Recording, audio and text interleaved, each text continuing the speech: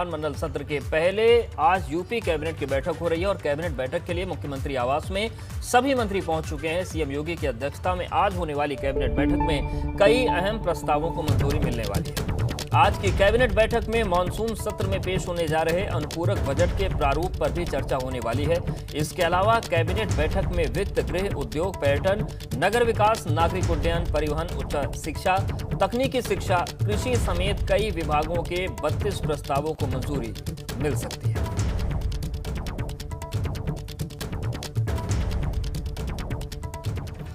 और कल से यूपी विधानमंडल की मानसून सत्र की शुरुआत होने जा रही है। विधानमंडल के दोनों सदनों की कार्रवाई 17 अगस्त से 24 अगस्त तक चलेगी। सत्र के पहले दिन दिवंगत सदस्यों को श्रद्धांजलि के बाद 18 अगस्त से विधानमंडल सत्र में कामकाज शुरू होगा, जिसमें कई अहम बिल पेश किए जाएंगे।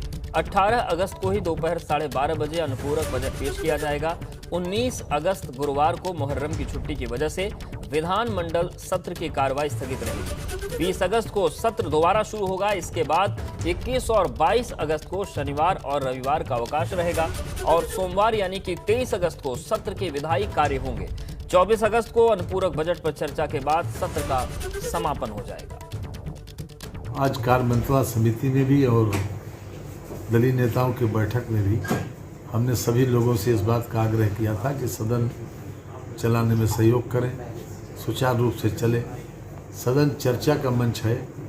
सदन में बहुत सी मुद्दों का समाधान विपक्ष का हो जाता है, तो चर्चा करेंगे तो अच्छा रहेगा। सदन हंगामे के लिए तो है नहीं। सभी से हमने सहयोग का मांगा था, सभी ने सहयोग देने का वचन भी दिया है और हम उम्मीद करते हैं कि वो लोग अपने वचन का पालन करेंगे। यूपी में चुनावी माहौल बनाने के लिए भाजपा ने जन आशीर्वाद यात्रा का आगाज कर दिया है। लखनऊ से शुरू हुई यात्रा में केंद्रीय वित्त राज्य मंत्री पंकज चौधरी, केंद्रीय आवास एवं शहरी कार्य राज्य मंत्री कौशल किशोर और केंद्रीय गृह राज्य मंत्री अजय मिश्रा शामिल हुए। यात्रा का मकसद पूर्व से पश्चिम तक मंत्रियों के स्वागत कार्यक्रमों के जरिए चुनावी माहौल बनाने के साथ ब्राह्मण, कोरी, पासी, धनगर, लोधी और कुर्मी वोट बैंक को साधने की भी है।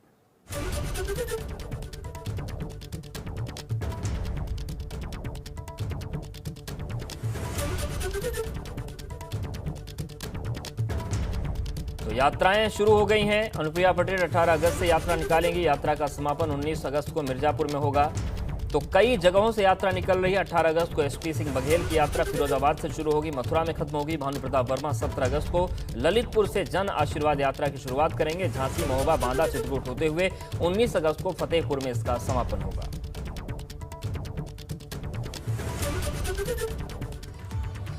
यूपी जनसंख्या नियंत्रण से जुड़ा ड्राफ्ट राज्य विधि आयोग के अध्यक्ष जस्टिस एएन मित्तल ने सीएम योगी को सौंप दिया है। दरअसल उत्तर प्रदेश राज्य विधि आयोग ने प्रस्तावित जनसंख्या नियंत्रण कानून से संबंधित विधेयक का मसौदा तैयार किया है।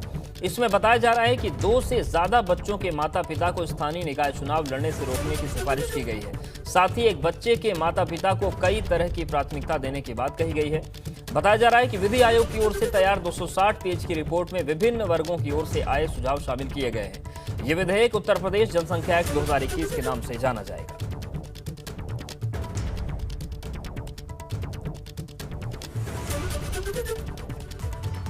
और इस मामले पर राज्य विधि आयोग के अध्यक्ष एएन मित्तल ने क्या कहा है, सुनवाते आप। हमारा जो प्रस्तावित कानून है ये प्रोत्साहन देने वाला ज़्यादा है, ताकि किसी भी प्रकार से कोई व्यक्ति अपने आप को ऐसा ना महसूस करे कि उसके ऊपर जोर ज़बरदस्ती की जा रही है। तो लोग इस कानून का पालन नहीं करेंगे, 2 बच्चों की नीति का पालन नहीं करेंगे, उनका राशन कार्ड 4 सदस्यों तक सीमित कर दिया जाएगा। 4 सदस्यों में माता पिता और 2 बच्चे ही शामिल हो पाएंगे। दूसरी कटौती ये होगी कि इन लोगों को, ऐसे लोगों को सरकारी नौकरी में आवेदन करने का अधिकार नहीं होगा। तीसरी कटौती ये होगी कि इन लोगों को प्रमोशन में भी अधिकार नहीं मिलेगा। चौथी कटौती ये होगी कि इन लोगों को नगर निकाय और क्षेत्र पंचायत इत्यादि के इलेक्शन लड़ने से वंचित कर दिया जाएगा। उत्तर प्रदेश की जनसंख्या नियंत्रण कानून को लेकर लोगों के मन में सवाल है कि क्या ये कानून उन लोगों पर भी लागू होगा जिनके पहले से 2 से ज्यादा बच्चे हैं और पहले से नौकरी करने वाले लोगों को भी कानून के बाद प्रमोशन नहीं मिलेगा। इन सवालों पर कानून का मसौदा तैयार करने वाले राज्य विधि आयोग के अध्यक्ष एएन मित्तल ने क्या कहा, वो भी सुनिए। बिल के लागू होने के बाद जो लोग 2 बच्चों की नीति का पालन नहीं करेंगे उन पर लागू होगा। अगर किसी के पहले से 2 से अधिक बच्चे हैं उन पर ये कानून लागू नहीं होगा। और मैं आपको स्पष्ट कर देना चाहता हूँ कि ये कानून भी विधानसभा से पारित होने के बाद हमने जो सिफारिश की है वो सिफारिश ये की है कि विधानसभा से पारित होने के भी 1 साल के बाद इस कानून को लागू किया जाए। और 1 साल का गैप देने का हमारा उद्देश्य यही है कि अगर इस बीच में कोई महिला अगर गर्भवती है तो ऐसी स्थिति ना आवे कि उसे अपना गर्भ हटाना पड़े। और जो दूसरी बात आपने कही कि अगर किसी के 2 से ज़्यादा बच्चे हैं, 3 बच्चे हैं, 4 बच्चे हैं, तो क्या चौथे बच्चे का या तीसरे बच्चे का इसमें राशन कार्ड नहीं बनेगा। राशन कार्ड केवल 4 लोगों का ही बनेगा, 4 में माता पिता और 2 बच्चे। और बड़ी खबर बाराबंकी से है। बाराबंकी में बाहुबली विधायक मुख्तार अंसारी की पेशी हुई है। एम्बुलेंस मामले में वीडियो कॉन्फ्रेंसिंग के जरिए पेशी हुई। पेशी के दौरान मुख्तार ने पुलिस प्रशासन पर गंभीर आरोप लगाए हैं। मुख्तार ने कहा कि मेरी हत्या के लिए 5 करोड़ की सुपारी दी गई है।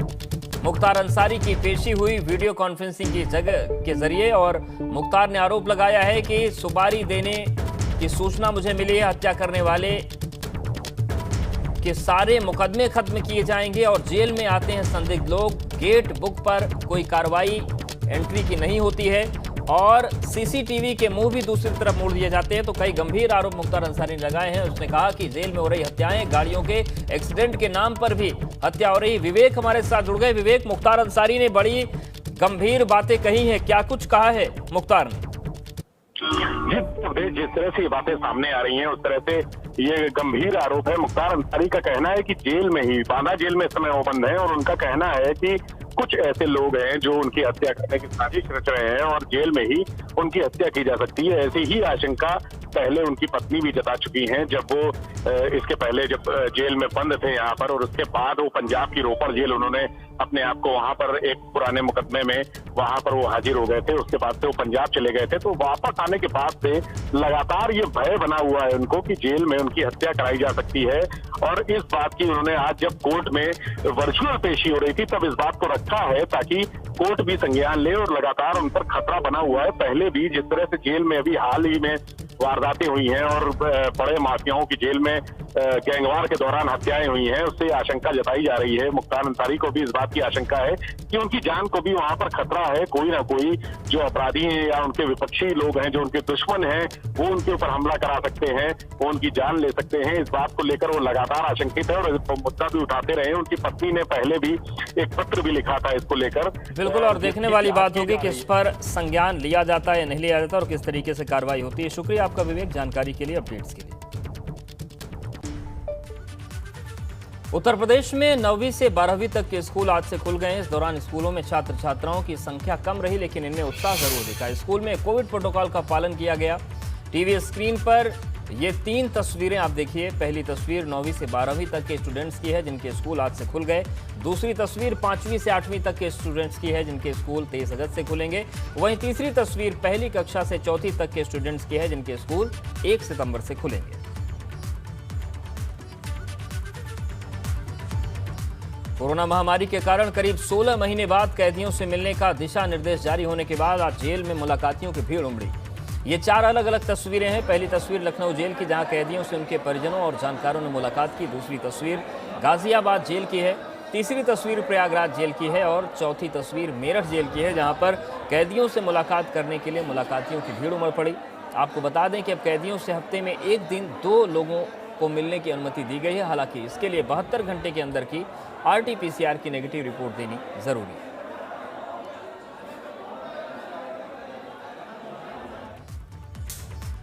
और अब चलिए आगे बढ़ते हैं। प्रयागराज के नैनी जेल में लगभग 1.5 साल बाद बंद कैदियों से बड़ी संख्या में उनके परिजन मुलाकात करने पहुंचे लेकिन 72 घंटे के अंदर की कोविड की RT-PCR रिपोर्ट होने की बाध्यता के चलते कई लोगों को मायूस होकर लौटना पड़ा और वो जेल में बंद अपने बंदियों से मुलाकात नहीं कर पाए।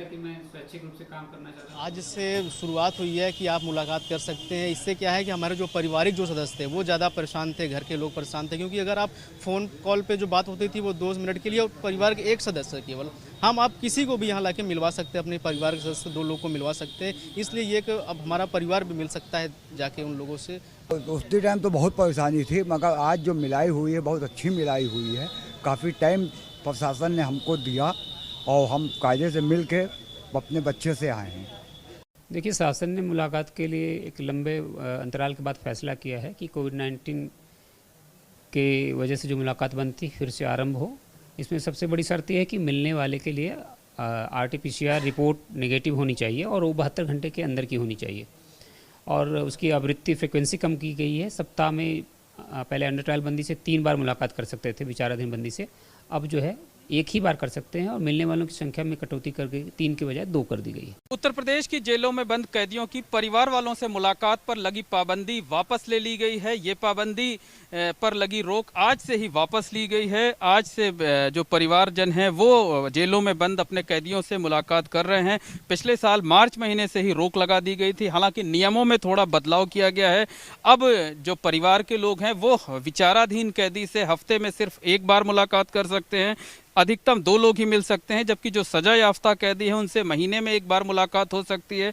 इसके साथ साथ जो मुलाकाती हैं उनको 72 घंटे के अंदर की RT-PCR रिपोर्ट लाना बेहद ज़रूरी है। बिना RT-PCR रिपोर्ट के किसी को भी जेल के अंदर जाने और किसी बंदी से मुलाकात की इजाज़त नहीं दी जाएगी। इस वक्त कोविड प्रोटोकॉल का खास तौर पर पालन किया जा रहा है और ये व्यवस्था अब आगामी आदेश तक लगातार जारी रहेगी। तो लोग घर बैठे जो है वो पहले बुकिंग करा सकते हैं, उसके बाद सिर्फ उनको यहाँ आकर के अपनी फोटो खिंचानी होगी, 72 घंटे के अंदर की RT-PCR रिपोर्ट दिखानी होगी, उसके बाद वो जेल में बंद अपने कैदी से मुलाकात कर सकते हैं। तो एक अच्छी खबर है और पहले दिन इसका जबरदस्त रिस्पांस प्रयागराज की नैनी सेंट्रल जेल में देखने को भी मिला है।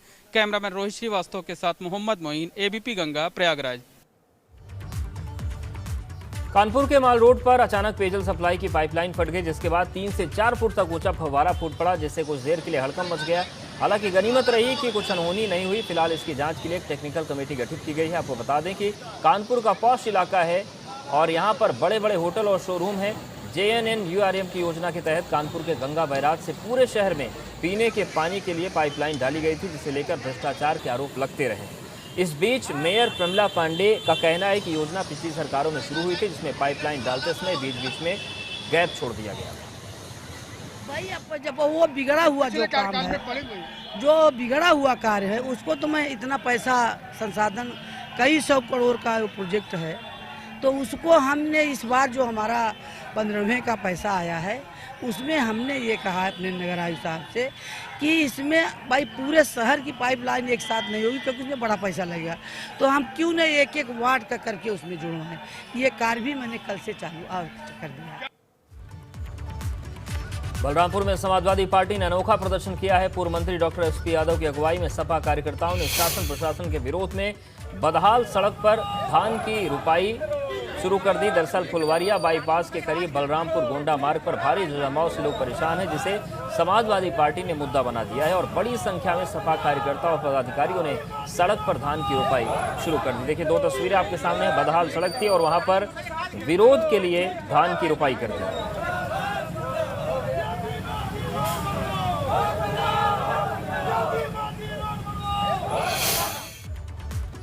समाजवादी पार्टी ने भाजपा सरकार के खिलाफ मोर्चा खोल रखा है। इस दौरान वो सड़कों पर उतरकर विरोध प्रदर्शन कर रही है और इस बीच मथुरा में महामंडलेश्वर स्वामी सत्यानंद महाराज आज सपा की सभा में आए और भाजपा पर हमला बोला। हाल ही में सपा में शामिल सत्यानंद महाराज ने कहा कि सड़कों पर उतरकर विरोध प्रदर्शन करने से ही कुछ होगा। आंदोलन करने से कुछ भी मिला, मरने से कुछ भी, जिंदा रहो, सड़क पर खड़े रहो, डटे रहो, याद रखना सफलता जरूर मिलेगी।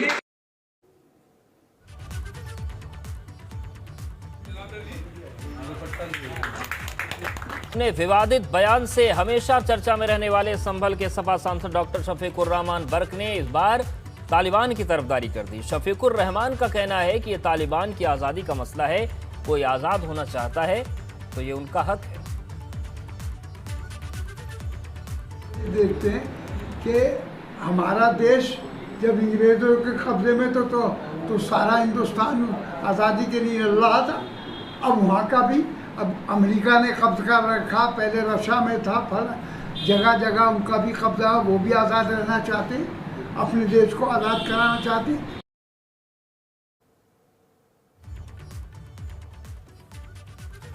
मथुरा में एक व्यापारी से 1 करोड़ 5 लाख की लूट से सनसनी मच गई। दरअसल सुबह गैस गोदाम के मालिक अंकित बंसल स्कूटी से बैंक में कैश जमा करने के लिए जा रहे थे।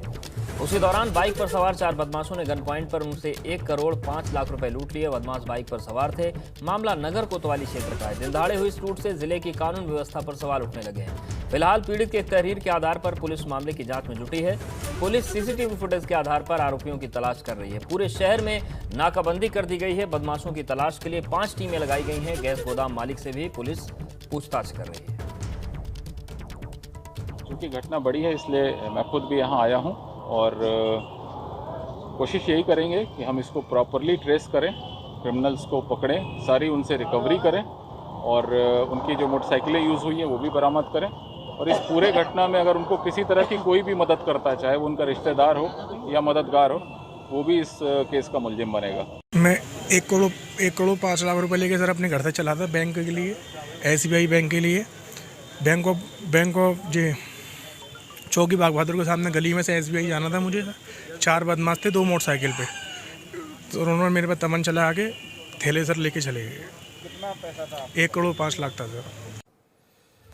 उन्नाव में एक युवती ने एक युवक पर अपहरण करने के बाद बलात्कार और धर्मांतरण का दबाव बनाने का आरोप लगाया है। पीड़ित युवती का कहना है कि कुछ दिन पहले रोहित नाम के युवक से उसकी मुलाकात हुई थी, जिसके बाद आरोपी युवक ने उसे अगवा कर लिया और किसी अज्ञात जगह पर उसके साथ कई बार दुष्कर्म किया। लेकिन जब युवती ने आरोपी का विरोध किया तो पीड़िता पर धर्म बदलने का दबाव बनाने लगा। पीड़िता ने अब इस मामले में SP उन्नाव से इंसाफ की गुहार लगाई है, जिसके बाद युवक के खिलाफ अपहरण और बलात्कार का मुकदमा दर्ज कर लिया गया है। उसके बाद वहाँ पर हमें धमकी दी गई कि अगर तुम हमारे संग नहीं रहोगी तो हम तुम्हें जान से मार देंगे। सर हमको रहना पड़ा। जब उनको पता चला कि हमारी बच्ची है, 7.5 महीने हमको वहाँ पर रखा, तो उसने हमसे कहा कि अपना कास्ट बदल लो और हमारे कास्ट में आ जाओ।